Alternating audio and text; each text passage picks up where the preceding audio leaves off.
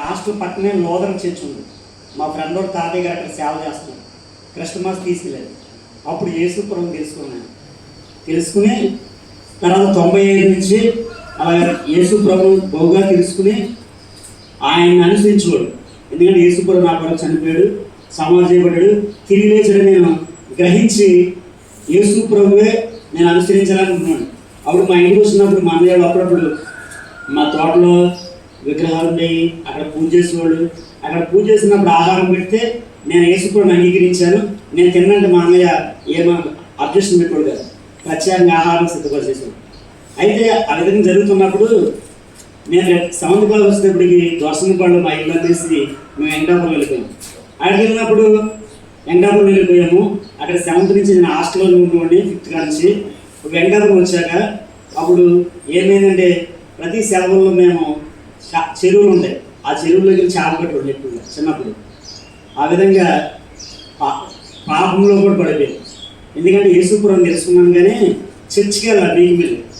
ఎందుకని అంటే మా ఊర్లో చిన్నప్పటి నుంచి ఒక చర్చ్ ఉంది. ఆ చర్చికి వెళ్తే వాళ్ళు ఎన్నోడు పాపం చేసేవాడు. అందుకనే దేవుని దగ్గరికి యేసుప్రభు దగ్గరికి వెళ్ళి పాపం చేస్తున్నారని అక్కడికి వెళ్ళకూడదు నేను నిశ్చయించుకున్నాను. అక్కడికి వెళ్ళకూడదు కాదు. అయితే చర్చికి వెళ్ళదు కాబట్టి నేను దేవుడు అంటే ఇష్టమే. హాస్టల్లో ఉదయం బైబిల్ చదువుకుని రాత్రులు బైబిల్ చదువుకోండి. చిన్న బైబిల్ బుక్ ఉంది, చిన్న పుస్తకం అది. ఆ విధంగా అన్ని చదవడం కాదు, చిన్న బైబిల్ పుస్తకంలో లాస్ట్లో కొన్ని వచనాలు ఉండేవి. ఆ వచనాలు రోజు కూడా చదివి ప్రార్థన చేసుకుని కోరుకునేవాళ్ళకి.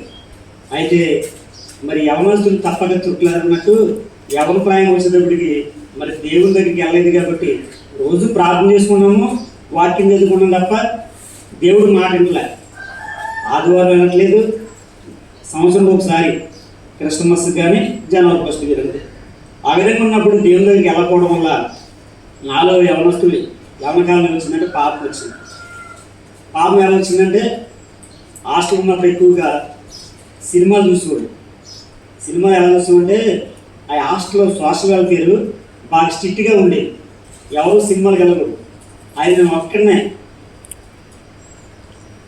అందరూ పడుకున్నాక 9ంటికి అందరికి ఆదాయేస్తారు, అందరూ పడుకోవాలి పడుకుంటారు. నేను పడుకోకుండా నేను ఒక్కడనే సినిమాకి వెళ్ళిపోయాను. నైట్ వాచ్మెన్ కాపలా ఉంటారు.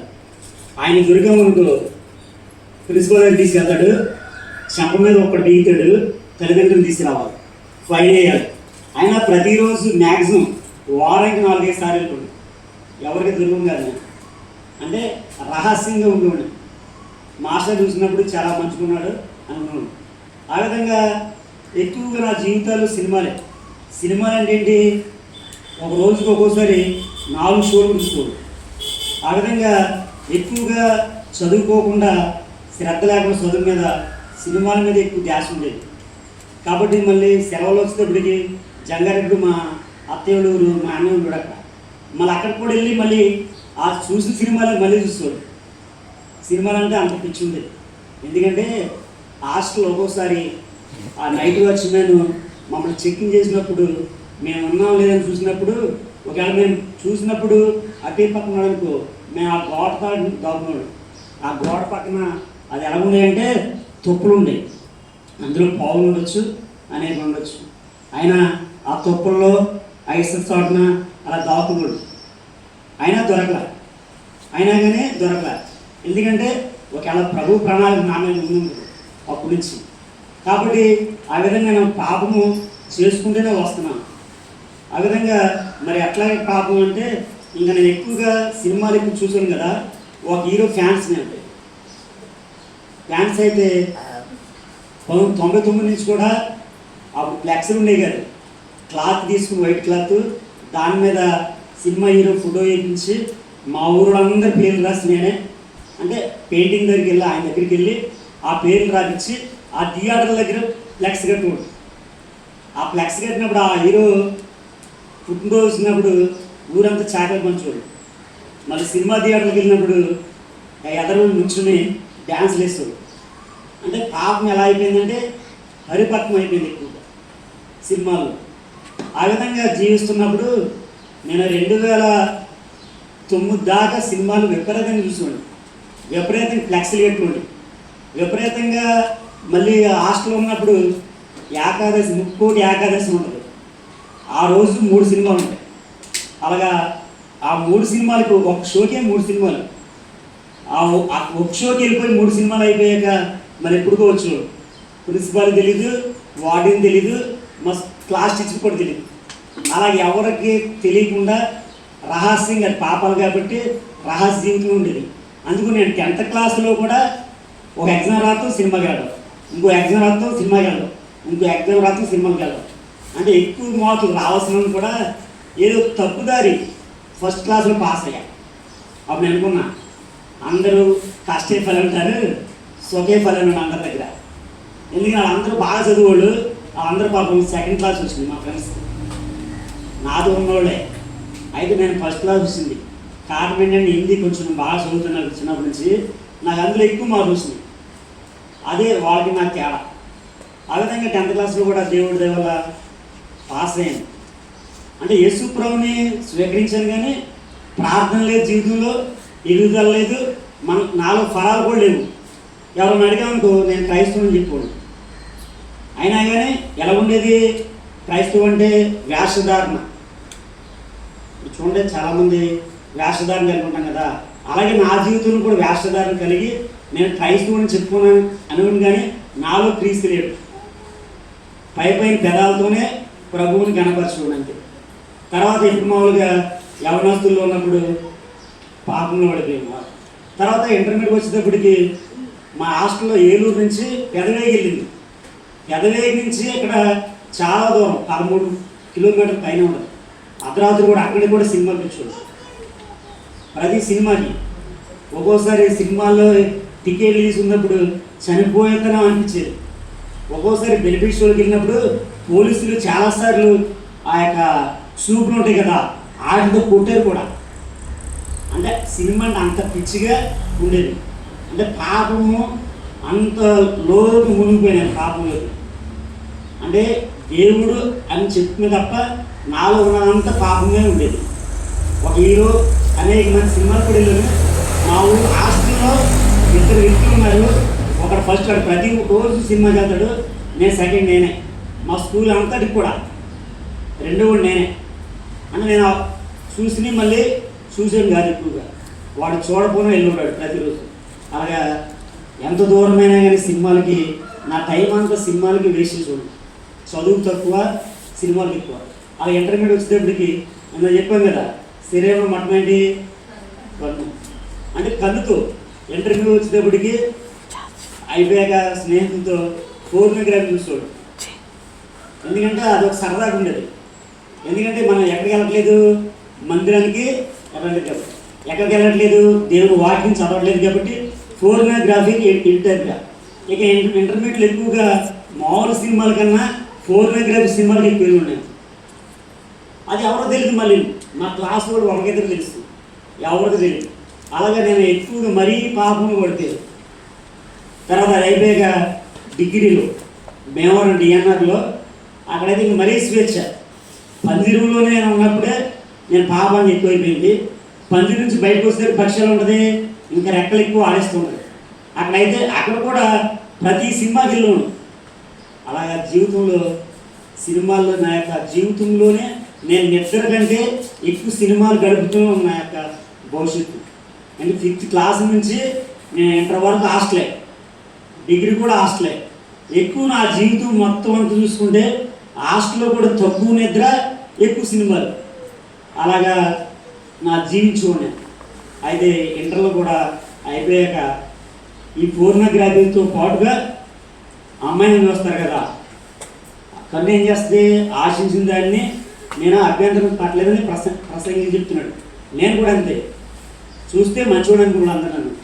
అయితే నేను ప్రతి అమ్మాయిని చూస్తాను.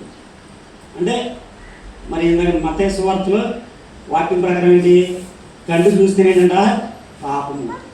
ఆ పాపంలో అనేకసారి పాపం పడిపోయాను. మళ్ళీ యథావిధిగా రాత్రి పడుకున్నప్పుడు ప్రార్థనే, నైట్ పడుకున్నప్పుడు పగల మళ్ళీ లేచినప్పుడు ప్రార్థనే. వాకింగ్ లేదు. బైబిల్ ఉండి ఇంగ్లీష్ బైబిల్ ఉండేది, తెలుగు బైబిల్ ఉండేది చెన్నై. అయినా కానీ నేను ప్రభువుని ఎరిగిన కూడా పాపం చేస్తూ వచ్చాను. 95 నుంచి 2005 దాకా. అలాగే నేను డిగ్రీలో అయిపోయాకైతే నేను బహుగా పాపం చేస్తాను, సహవాసం కూడా చేశా పాపంతో. అది చెప్పుకోలేం కానీ అప్పుడు అలా చేసినప్పుడు, అలాగే డిగ్రీలో ఫైనల్ ఇయర్లో నేను మద్యం కూడా సేవించాను. హాస్టల్లో 2004 డిగ్రీ అయిపోయాక ఒక స్నేహితుడు బాటిల్ ఉంచమన్నాడు. ఆడు వచ్చేటప్పుడు తెల్లారి ఆయన అయితే తాగేసేదాన్ని, ఇక చెయ్యాల కట్టు నాకే తెలియదు, అలాగే చిరిగిపోయా. ఇంకా పొలాలు వెళ్తే తాడి చెట్లు ఉంటాయి కదా, వాటి కళ్ళు తీస్తారు కదా, ఆ కళ్ళు కూడా తాగా. అలాగే మన పల్లెటూరులో సారా తీస్తారు కదా, ఆ సారా కూడా తాగా. అంటే ఎంతగా చెడిపోయినంటే నా శరీరం దేవుడికి దూరమై బహుగా చెడిపోయా. అమ్మాయిల విషయంలో కూడా ఆ విధంగా చెడిపోయినప్పుడు 2004-05లో మా ఊరికి ఒక స్కూల్ మాస్టర్ వచ్చాడు. అతని పేరు సుందర్బాబు మాస్టర్. అప్పుడు నేను 2004లో డిగ్రీ అయిపోయాక పనులకి వెళ్తుంటే మాకు తెలిసిన వాళ్ళ ఆమె ఆ స్కూల్లో పనిచేస్తుంది. ఆమెతో ఒక వాలంటీర్ కావాలని చెప్పారంట. ఆయన కళ్ళు ఆపరేషన్ చేసుకున్నారు. అప్పుడు నన్ను తీసుకెళ్ళాక అప్పుడు ఏం చెప్పాడంటే ఆయన, అమ్మ నువ్వు ఏ స్కూల్లో చెప్పక్కర్లేదు కానీ వచ్చి నా పక్కన ఉంటే సరిపోతాను అన్నాడు. సరే నేను అనుకున్నాను, మాస్టర్ నీ ఇంగ్లీష్ వచ్చాను, నేను చిన్నప్పుడు ఇంగ్లీష్ మీడియం బాస్ అన్నాడు. ఆయన బాస్ అంటాడు. సరే ఇంగ్లీష్ నేర్చుకుంటాకి వెళ్తే స్కూల్లోకి ఎందుకు బాగుంటుంది, నేను చిన్నప్పటి నుంచి టీచర్ అవ్వాలనుకున్నాడు ఎక్కువగా. సరే టీచర్ అయితే బాగుంటుంది, ఇంగ్లీష్ నేర్చుకుంటే బాగుంటుందని ఆయన దగ్గర జాయిన్ అయ్యా. ఆయన దగ్గర జాయిన్ అయితే ఆయన ప్రతిరోజు ఏమో తెలుసా, నేను బహుగా పాపం ఉండే, తాగుడు విషయంలో కానీ ఆట విషయంలో కానీ బహుగా పాపం ఉన్నప్పుడు ప్రతిరోజు వాకింగ్ నన్ను హెచ్చరించేవాడు. బాసు ఈరోజు చాలామంది ఎవరు చెడిపోతున్నారు, వాళ్ళు వాకింగ్ తిరగట్లేదు, వాళ్ళ పాపను పడిపోతున్నారని అవి గణతో పిలిస్తే బుల్లెట్ దిగినట్టు అవి ఎక్కడ దిగాయంటే నా వదిన దిగి. అప్పుడు అలాగే దేవుడు ఆ 2005లో దేవుడు ఆయన ఎక్కువగా ఆయన ఎలాగంటే ఒక వ్యక్తి దొరికాడనుకో మన మీద సరదాగా మాట్లాడతాం. ఆ వ్యక్తి అలా కాదు, ఆయన ఇంటికి తీసుకెళ్ళి ఆయన పెద్ద వయసు పడుకుంటాడు, ఎక్కువ లాగుంటాడు. పడుకున్నప్పుడు బయలు తీయమన్నాడు చదవమన్నాడు. అది నా చిరాకు ఉండేది. ఇదే నా మాస్టర్ ఆత్మానం బయలు అన్నాడు, దేవుడు అన్నాడు, యేసుప్రభు నాకు తెలుసు కదా అని అనుకున్నాడు. ఆయన చదివించిన ప్రతి మాట ఎలా ఉంటుందంటే నా జీవితంలో నేను చేసిన పాపాలే బయటపడి. తర్వాత ఎక్కువగా ఆయన చెప్పిందంటే మత్తయి సువార్తలో నా రాజ్యం మీరు ఎప్పుడు అప్పుడు మీకు సమస్తం అనుగ్రహించును. ఏనా నా రాజ్యం మీరు ఎప్పుడు మీకు సమస్తం అనుగ్రహించును. ఎక్కువగా నాకు ఆ వాక్యం ద్వారా అని చెప్పు. అంటే దేవుడు రాసిన వెనకాల బస్సు దేవుడిని ఎదగాలి, అప్పుడు నీకు ఏమైనా ఇబ్బందులు ఉంటే కష్టాలు ఉంటే దేవుడే సమకూరుస్తాడు అని చెప్పాడు.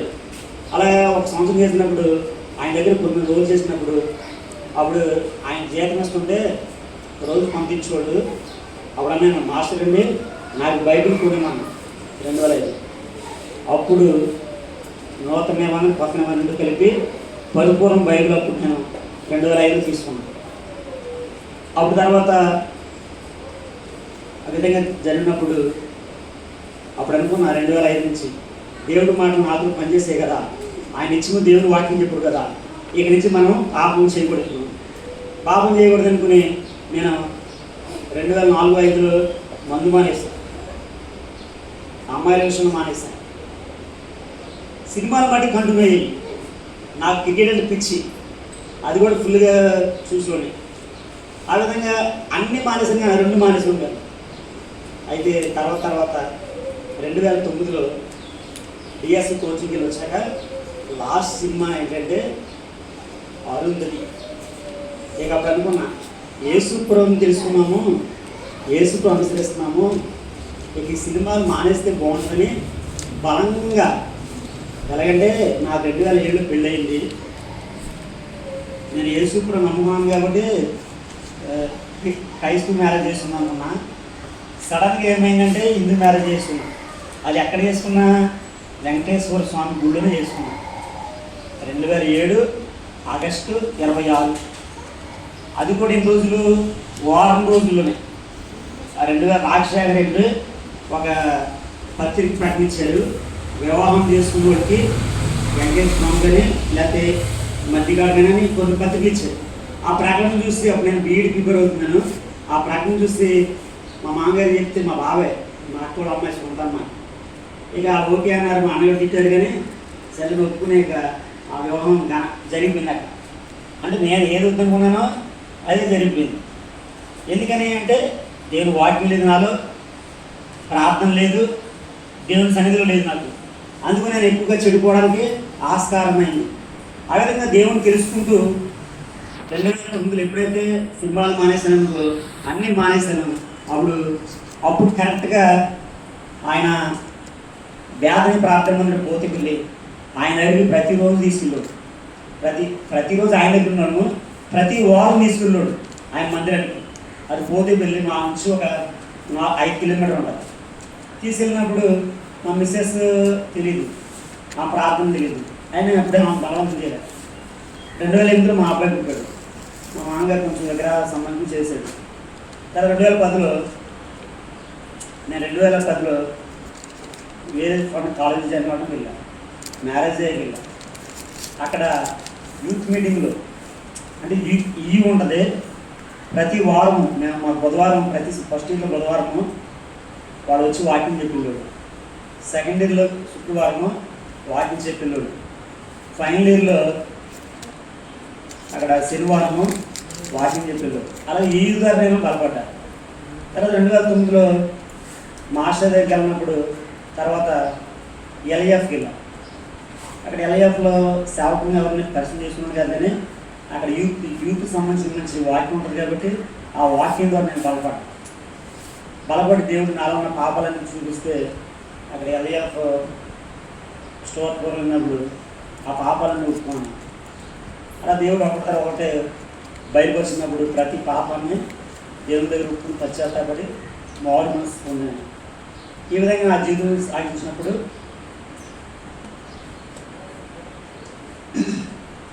దేవుని సేవ అంటే నాకు ఇష్టం లేదు.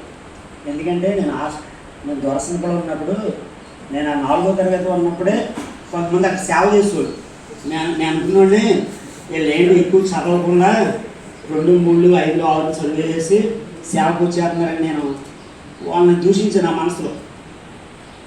ఏసుప్రభు ఏంటో తెలియదు. అప్పుడు నాకు దూషించినప్పుడు చివరికి 2015లో నేను రాజమండ్రి ఉన్నప్పుడు జాబులు రాస్తాను కానీ ఎగ్జామ్స్ ఏది రాలేదు. అప్పుడు ఉపవాసం 3 రోజులు ప్రార్థన చేసుకుని ప్రభు మరి నా సంగతి ఏంటి అని కన్నీటి పశ్చాత్తాపడి దేవుని దగ్గర అడిగితే ఆ రోజు శనివారం శని ఆదివారం నడిచి ప్రార్థనకి వెళ్ళాలి రైల్వే స్టేషన్ దగ్గర ఉంటారు. ఆ రోజు వాక్యం చెప్పిందంటే యెషయా 6వ అధ్యాయము 8వ వచనం 5వ వచనం ఒకసారి నీ పాపం ప్రాయశ్చిత్తము నీ దోషం తొలగిపోదు.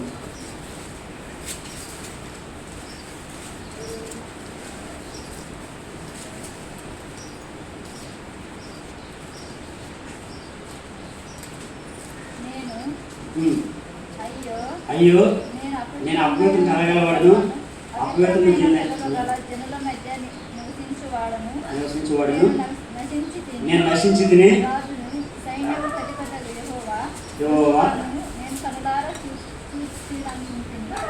అప్పుడు ఆ 2 రోజులు ఉపవాసం ఉండి ప్రభా నాలో ఇంక పాపం ఏదంటే మనం క్షమించి అలా నేను పని చేయాలన్నప్పుడు దేవుడు 9వ వచనం ఒకసారి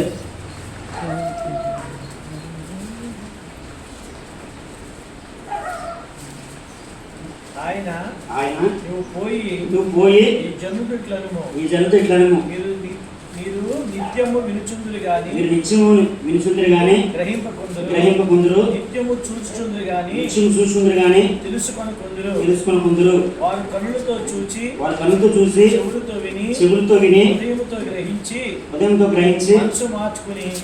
చూడండి, ఇది దేవుడు ఇచ్చిన నాకు మొట్టమొదటి ప్రభు నాలో పాపం ఉంటే క్షమించమన్నాడు. అసలు నేనేం చేయాలన్నా దేవుడు దగ్గర. అప్పుడు దేవుడు అలా మాట్లాడుకుంటూ వస్తూ 9వ సంవత్సరానికి నువ్వు పోయి ఈ జల్లుతో చెప్పు. నేను ఎక్కడున్నాను? రాజమండ్రిలో ఉన్నాను. ఎక్కడ చెప్పాలి అంటే అప్పుడు ఎక్కడ చెప్పాలో తెలియదు. అయితే నేను దేవుడికి సేవ చేయనని దేవుడి దగ్గర తీర్మానించుకుని ఖర్చు దృఢంగా ఉండి నేను గవర్నమెంట్ జాబ్ వచ్చేదాకా నేను ప్రయత్నిస్తానని అనుకున్నాను. అయితే చివరికి ఏమైందంటే మా ఊళ్ళో అంగన్వాడీ పోస్ట్ ఖాళీ అయింది. ఖాళీ అయినప్పుడు ఏం జరిగిందంటే మా అన్నయ్య ఫోన్ చేశాడు, తర్వాత ఇంకో ఫ్రెండ్ కూడా ఫోన్ చేశాడు అప్లై చేయమని. నేను అన్నయ్య చెప్పాను, అంగన్వాడీ ఏంటంటే మనము జంగారెడ్డి వెళ్ళి అక్కడ సెటిల్ అయిపోవడము అని చెప్పాను. అయితే ఏమేంటంటే నాకు జాబ్ గవర్నమెంట్ జాబ్ ఏది రాలేదని ప్రైవేట్ జాబ్ చేస్తున్నాను, నేను ఎలా అయినా ఏదో చిన్న జాబ్ అని చేయాలని ఆశ కలిగినాను. ఆమె ఒత్తిళ్ళ వల్ల ఆమె సమస్యల వల్ల అవన్నీ అప్పుడు దేవుడు ప్రార్థన చేసాం నెలకొల్లాగా. ఎందుకంటే ఏమకన్నా బాగా వచ్చింది మార్క్స్ వచ్చింది 10th క్లాస్ ఆమె ఒక ఆమె ఉంది, ఆమెకి 450 దాటింది. ఏమో చాలా తక్కువ మార్క్స్ పాస్ అయింది. అప్పుడు అనుకున్నాడు, ఎందుకు నేను చదువుకున్నాను కదా, ఎక్కువ చదువుకున్నాడు జాబ్ రావాలనుకున్నాను. ప్రభా నీ చిత్తం మీద ముందులో అమ్మాయికి జాబ్ ఇచ్చి ఏమొక్కడు ఇవి ఒకవేళ ఏమొక్కడు పర్లేదు మా ఊరిలో నేను జంగాడ ఉంటాను ఆమెకు మట్టి ఏ ప్రార్థన చేసుకున్నాను. అలాగా నెల రోజుల పైన ప్రార్థన చేసుకున్నాను. అక్కడ మా సుందరం వేష అన్నారు, బాసు దేవుడు ఏదో అనుగ్రహిస్తాడు నువ్వు భయపడుతున్నావు. లేదని మాస్టరండి మాకు జాబ్ ఉంటే నేను జంగాడలో లేదు తీర్చిదేలేదు బాగుంటుంది, ఆమె కూడా అక్కడ ఏదో పని చేసుకుంటాను. అలాగా ఆయనను ప్రోత్సహించుడు దేవుని వాక్యం ద్వారా, ఎక్కువ దేవుని వాక్యం ద్వారా ఏం మాట్లాడడం ఉండేవారు. నన్ను మంచి తర్ఫీదిద్దామని ఆయన అనుకున్నాడు ఆయన మాస్టర్. అలాగే ఆయన చాలామందికి ఇచ్చారు. సుందరబాబు మాస్టర్ పోతేపల్లిలో మ్యాథ్స్ గారని మార్క్ గారని చాలామందికి ట్రైనింగ్ ఇచ్చాడు. చదువు లేని కూడా ప్రభు ద్వారా ప్రేమ కలిగి అయితే నన్ను కూడా ట్రైనింగ్ ఇచ్చేవాడు, కానీ నేను పరచుకోవడం కాదు, ఎందుకంటే దేవుని పని నాకు ఇష్టం లేదు కాబట్టి. అలాగా ఆ అంగన్వాడీ పెట్టినప్పుడు ఆగస్టులో పడితే 2015లో నేను అప్పటి నుంచి రాజమండ్రి వచ్చేసాను. నేను రాజమండ్రి చీకి వచ్చా, అది అప్లై చేసాము. ఆ అప్లై చేసి మా ఊరికి వచ్చేసాము. మా ఊరి వచ్చి పక్కన మానవుని దగ్గర ఉన్నాము. వండుకుంటూ ఉండడం వల్ల ప్రార్థన చేసి ప్రతిరోజు ప్రార్థన చేస్తుంది, ప్రభు ఏమో కాకుండా ఆ అమ్మాయికి ఇవి ఒకవేళ నిజంగా నువ్వు న్యాయం చేయకుంటే ఆ అమ్మాయి కూడా జాబ్ ఇవి ఎవరు ఇవ్వను. తెరవస్తే నవంబరు వచ్చింది 2015లో. ఆ అమ్మాయికి ఎక్కువ మార్కులు వచ్చింది కదా, ఆ అమ్మాయికి శ్వాస నర్సింగ్ వచ్చింది. 2003లో ఏం జాయిన్ అయింది. అంటే అది ప్రభు చిత్త ప్రకారం కాబట్టి అలా జరిగింది. అందుకనే నేను చాలాసార్లు మాట్లాడుతూ అనుకున్నాను, కానీ ఆ దేవుని చిత్త ప్రకారం వచ్చిన పోస్ట్ కాబట్టి మానవద్దనే ఇక నేను ఏం చెప్పలేను. ఆ దేవుడు మా ఊరిలో నేను సేవకు ఇష్టం లేదు, అయినా కానీ ప్రభు నన్ను వెంకటాపురం ఉంచాడు. అదేవిధంగా వెంకటాపురం అనుకుంటూ తర్వాత నన్ను దేవుడు సేవ చేయనని చెప్పాను కదా, నా వాగ్దానం ఏంటంటే 2015లో మలాఖీలో అక్కడ ఏముంది, దేవుడు సేవ చేయుట నిష్ఫలము అంటే అక్కడ చీడపూరు అక్కడ ఉంటుంది, నీ పంట నాశనం చేయడని అంటది. అది నా వాగ్దానం. ఆ వాగ్దానం అలా చదువుకుంటా వెళ్తే చివరికి ఎక్కడికి వచ్చిందంటే దేవుడు సేవ చేయుట నిష్ఫలము.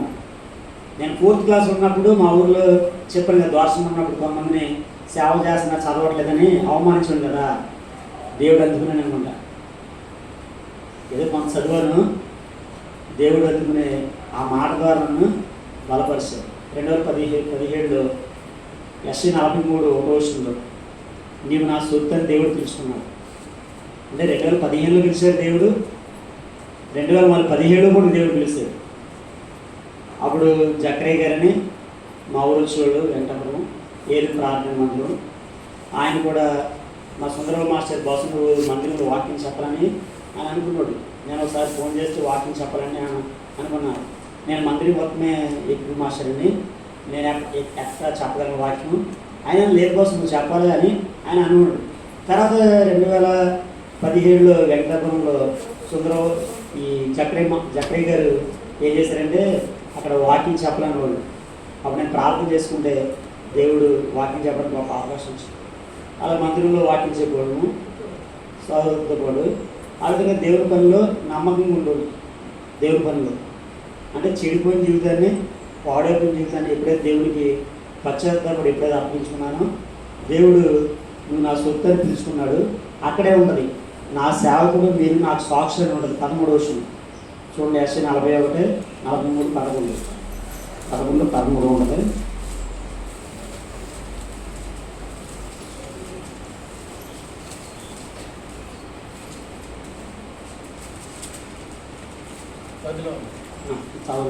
మీరు తెలుసుకొని నన్ను నమ్మి నేనే ఆయనని గ్రహించినట్లు మీరును నేను ఏర్పరచుకున్న నా సేవకుడును సాక్షులు అంటే 2015లో దేవుడు నన్ను పిలిచాడు యశ్యారాజన్ ద్వారా. అంటే దేవుని పని చేస్తుంటే దేవుని సేవ చేయకూడదు, మందిరం నుండి పని చేసుకోవాలి, చక్కగా జాబ్ చేసుకుంటా అని అనుకున్నాను. అనుకున్నప్పుడు దేవుడు నా సేవకుడు మళ్ళీ పిలుస్తాడు. అయినా కానీ దేవునికి లోపడ్డాడు.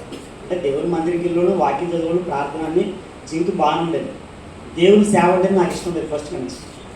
అప్పుడు మళ్ళీ దేవుడు నువ్వు నా సొత్తు అన్నప్పుడు ఆయన సాక్షిని పిలుస్తాడు. అయినా దేవుడు పనిచేస్తున్నాడు పరిచారకు. అలా జకరియా గారు ప్రతి ఆదివారము వేరు వేరు చోట్ల ఉండడం చూడాలి. ఆయన ప్రేమ కలిగి మమ్మల్ని నన్ను బ్రదర్ని ఆయన పరిచయం చేయించాడు. వెంకటాపురం కానీ మా పక్కన గ్రామాలు. ఆ విధంగా దేవుని పనిలో పరిచారకుడు నేను అనుకున్నాను దేవుని పని చేస్తున్నాను సరిపోతులే, ఏదో జాబ్ చూసుకుంటే బాగుంటుంది అనుకున్నాను. ఆయన తర్వాత 2020లో మత్తయి సువార్త 10వ అధ్యాయంలో 6వ వచనంలో ఉంటారు, నశించిన గొర్రెల ఎద్దకు వెళ్ళమని. మళ్ళీ ఆ మాట ద్వారా నేను ఇక దేవుని పని చేయాలని నిశ్చయించుకుని ఎక్కడ చేయాలని ఆలోచించాను. అప్పుడు నేను ప్రార్థన చేసుకున్న 3 రోజులు చేసుకుంటే జంగారెడ్డిడు మా అన్నయ్యలు మా మేనత్తలు ఉన్నారు, వాళ్ళ అన్నిలు అక్కడికి వెళ్తే బాగుంటుందని ప్రార్థన చేసుకుని చాలా రోజులు ప్రార్థన చేశాను. ఒక రోజు నిశ్చయించుకున్నాను, ప్రభు ఈ నైటు ఉపవాసం ప్రార్థన చేసుకున్నా, రేపొద్దు నాతో మాట్లాడు ధైర్య పోషణ ద్వారా. అంతకుముందే నాకు తెలియకున్నప్పుడు ఎలా పడితే వాక్యాలు అలా తీసుకోండి, ఇలాగ తీసేసి ఏరు పెట్టి చూసుకున్నాను. అది తప్పుని గ్రహించా, అది మంచి పద్ధతి కాదు కదా. కాబట్టి వాక్యం ద్వారా బలపడినప్పుడు ఇంకా ఏం చేశానంటే అప్పుడు ప్రభువుని అడిగినప్పుడు అది 2021 మార్చి 5వ తారీఖు ప్రార్థన చేసే ఉపవాసం. నేను చాలా ప్రార్థన చేస్తున్నాను. అప్పుడు తెల్లారి నాది పోర్షన్ అంటే గలతీ పత్రిక, పౌరదాసు గలతీ పత్రిక. అప్పుడు చదువుకుంటూ వెళ్తుంటే 15 రోజులు చదవదు ఒకసారి. అంటే దేవుడు అంతకుముందు ఎప్పుడు ప్రార్థన చేసినా కానీ ఎప్పుడు వాక్యం తీసినా నశించిన గొర్రెలకి వెళ్ళమన్నప్పుడు నాన్న ప్రభు అత్తమా నశించిన గొర్రెలు అన్నావు, అనుజులని చెప్పొచ్చుగా, అనుజులకి ఏదో చెప్తానుగా అనండి. నశించిన గొర్రెలు అంటే చాలామంది ఉన్నారు, మరి అనుజనులు అయితే బాగుంటుంది అని ఎక్కువగా ప్రార్థన చేశాను. నేను నశించిన గొర్రెల కన్నా అనుజుల దగ్గరికి వెళ్తానే ఇష్టపడతాను అని ప్రార్థన చేశాను. ఎందుకు ప్రార్థన చేశానంటే యెహెజ్కేలు 3వ అధ్యాయంలో ఒక మాట ఉంటుంది చూడండి ఒకసారి. యెహెజ్కేలు 3వ అధ్యాయంలో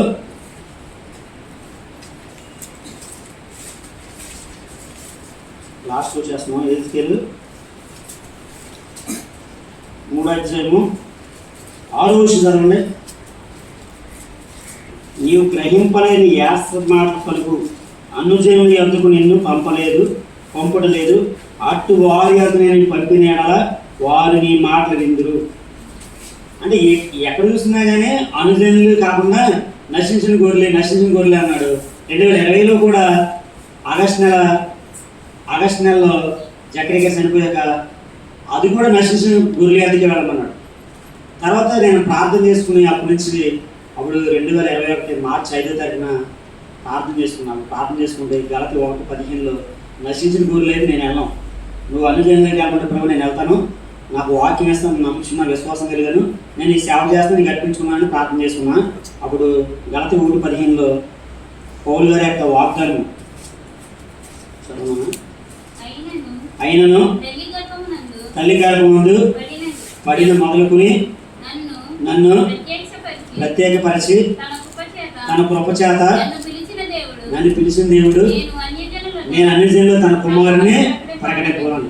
ఎక్కడ అనుజనులు అంటే నేను ఏదైతే ఉపవాసం ప్రార్థన చేసిన అనుజనుల దగ్గరికి వెళ్తానో దేవుడు ఆ అనుజనులు దేవుడు సహాయం చేశాడు.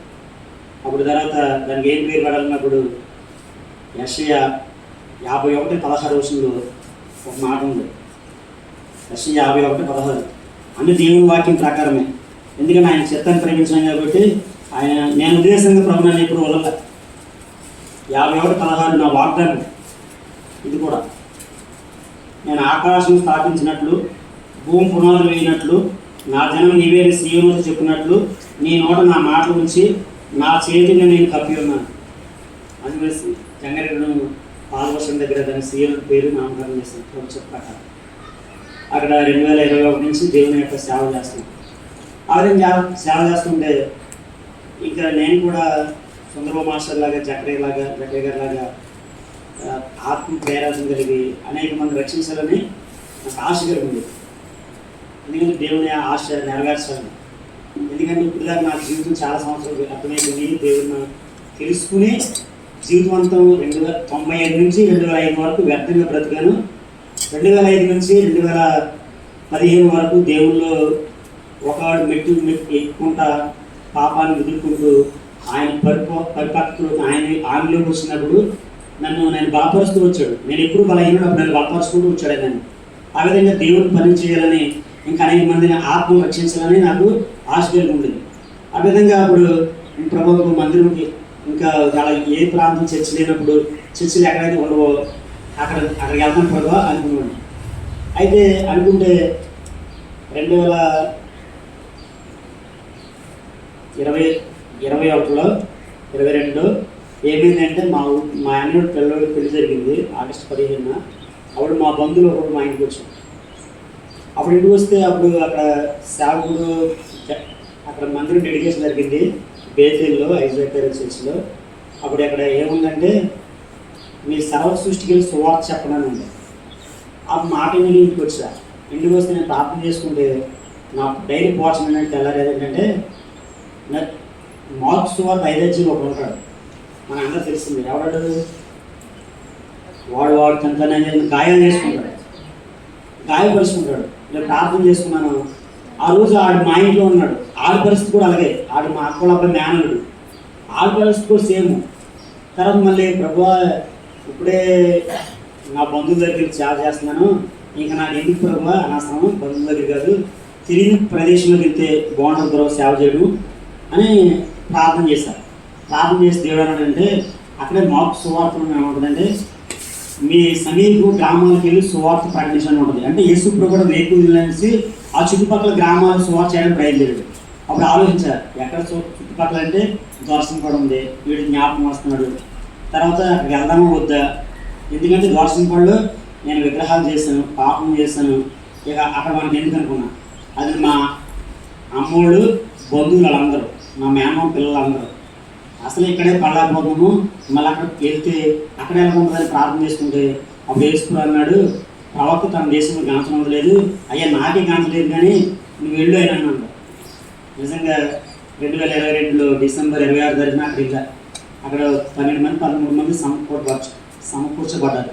అది కూడా వాగ్దానం తెలియదు. ఎందుకంటే ప్రభు మళ్ళీ ఒకసారి అడిగారు, ప్రభు వాక్యం ద్వారా వెళ్ళమన్నావు, దీపస్థానం ఉంచాలి కానీ మంచం మీద కొంచెం మీద ఉంచొద్దని దేవుడు నన్ను హెచ్చరిస్తున్నాను అక్కడికి వెళ్ళమని. నేను వెళ్ళనన్నా. అయితే ఒక పెళ్లి జరిగింది మా అక్కడి ఇక్కడ. ఆ పెళ్లిలో ఆ దోషం పళ్ళు ఒక వ్యక్తి అయినా నువ్వు మా దగ్గరికి సేవ చేయడం రా అని అంటే బాగుంటుంది ప్రభు, అప్పుడు నేను బలంగా వెళ్తానని ప్రార్థన చేసుకున్నాను. అలాగే మా మేనతుల అమ్మాయి మేము ప్రార్థనకి వెళ్ళాము, ఇప్పుడు ఆ సేవకు రావట్లేదు మా దగ్గరికి, నువ్వు వస్తే బాగుంటుందని అన్నారు. అంటే వాక్యం వచ్చింది, నేను ఏదైతే కోరుకున్నాను అది కూడా వచ్చింది.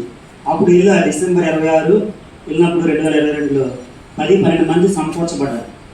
తర్వాత అక్కడ ఏమైందంటే నేను ఎప్పుడైతే ఆయన చాలా సంవత్సరాలు రాలేదంట, ఎప్పుడైతే నేను వెళ్ళి ఒక 6 నెలలు ఒక 12-14 మంది వచ్చినప్పుడు ఆయన వచ్చి దాన్ని చెడగొట్టేసాడు. అప్పుడు నాకు దేవుని మీద కోపం వస్తుంది. నేను నా ఇష్ట ప్రకారం రాలేదు, అది నేను చెప్తే వచ్చాను ప్రభు అని నేను ప్రార్థన చేసుకున్నాను. అక్కడ వెళ్ళడానికి కూడా నేను ఎవరైనా నా బంధువులు ఉన్నారని చెప్తే మన దేవుడు ఆ రోజు నన్ను హెచ్చరించి, నేను ఈ డైరీ పోర్షన్ రోజు నాతో మాట్లాడుతున్నావు, నేను డైరీ పోర్షన్ చదవను, ఫిబ్రవరి క్యాలెండర్ చదువుతాను. అప్పుడు చదివినప్పుడు నువ్వు మందిరం గురించి నాకు ఇస్తేనే కానీ నేను అక్కడికి వెళ్ళాలని చెప్పాను. మళ్ళీ అంటే 6 నెలలు సువార్త చేసి కొంతమంది నడిపిస్తాం అన్నప్పుడు కూడా మానేస్తాం అనుకున్నాను. అయితే దేవుడు ఆ రోజు నువ్వు మందిరం గురించి చెప్తేనే నేను అక్కడికి వెళ్తాను అన్నప్పుడు కీర్తన 122 మొదటి వచ్చిన ఆ రోజు ఫిబ్రవరి క్యాలెండర్లో అదే వాక్యం, నా జల్లి యెహోవా మందిరం వెళ్ళినప్పుడు నేను సంతోషిస్తాను.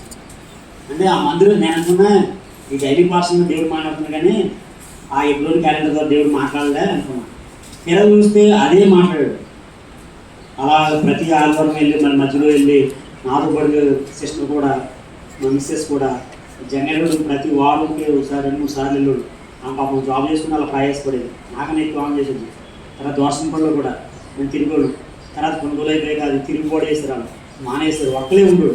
ఆయన ఒక్కడి కోసం ప్రభు అంటే 99 గొర్రెలు వదిలేసినా కానీ ఆ కాపు ఒక గొర్రె కోసం వెళ్తాడు కదా, ఆ ఒక్క కోసం ఎలా వెళ్తుంటారు. మళ్ళీ అక్కడ అనేకమైన సమస్యలు వచ్చి ఆటంకాలు వచ్చి ఇంక వెళ్ళలేని పరిస్థితి. అయినా కానీ దేవుడు బాగా ప్రార్థన చేసుకుని దేవుడు ఆశగా ప్రాణం తృప్తిపరిచినట్టు నన్ను పంపించుడు వెళ్ళి ఆ ఒక్కరికి వాక్యం చెప్పొచ్చున్నాడు. తర్వాత ఇప్పుడు అక్కడ ఒక ఎవరు వెళ్ళినా ఇచ్చుడు కదా, ఎవరు ఏమన్నా వాళ్ళు చేసేవాడు కదా. బంధువులే మళ్ళీ పక్కవాళ్ళే మందులు వేసుకోమన్నారు, స్థలం ఇచ్చారు. స్థలం ఇస్తే వాసాలు ఇవన్నీ తెచ్చి అక్కడ పెట్టారు. తెల్లారి ప్లాన్ గీయాలి, మ్యాచ్ కూడా వచ్చారు, ఇంకో అన్న వచ్చారు. ప్లాన్ గీసి వెళ్ళిపోయి తెల్లారి గోధుమ తీయాలి. వాళ్ళు వచ్చి పక్కవాడు వచ్చి ఎవరో కదా మళ్ళీ పక్కన మా బంధువులే ఇక్కడ ఏ వద్దని మళ్ళీ ఆపరేషన్ పెట్టారు. అవన్నీ వేకులు వాసలు మళ్ళీ మా ఇంటికాడ తీసుకొచ్చి అక్కడ షెడ్ వేసి అలాగా అనేక అవమానం వచ్చిన ఎందుకు వచ్చినా, ఎందుకంటే నా కొరకు యేసుప్రభు శిలువలో శ్రమ పడ్డాడు, నా కొరకు అవమానపడ్డాడు, నా కొరకు నిలబడ్డాడు. కాబట్టి ఆయన నిందల్లో మనం కూడా పాల్పంచుకోవాలని ఆయన ప్రేమ ప్రకారము అక్కడ సేవ జరుగుతుంది. అలా జరుగుతున్నప్పుడు మా పిల్లవాడు 10th క్లాస్ ఫెయిల్ అయిపోయాడు. అంటే వాటిని ఎందుకు వెళ్ళాడంటే nursery, LKG, UKG, English medium ఒక ఊరు నుంచి ట్రాన్స్ఫర్ అయ్యాడు. తీసుకొచ్చి ఒకసారి మూడు తరగతులు పడేశాడు తెలుగు మీడియంలో. వాళ్ళకి చదువు రాలే, ప్రయత్నం చేయడానికి రాలే. 10th క్లాస్ ఫెయిల్ అయిపోయాడు. ఫెయిల్ అయిపోతే నేను మీటింగ్ పెట్టాను. వాళ్ళందరూ మా మిస్సెస్ వాళ్ళందరూ నవ్వుతున్నారు, ఎందుకు మీటింగ్ అని. ఎవ్రీ పత్రికలో ఆ రోజు నా డైరీ పోర్షన్ అక్కడ ఏముందంటే అయిపోయినాక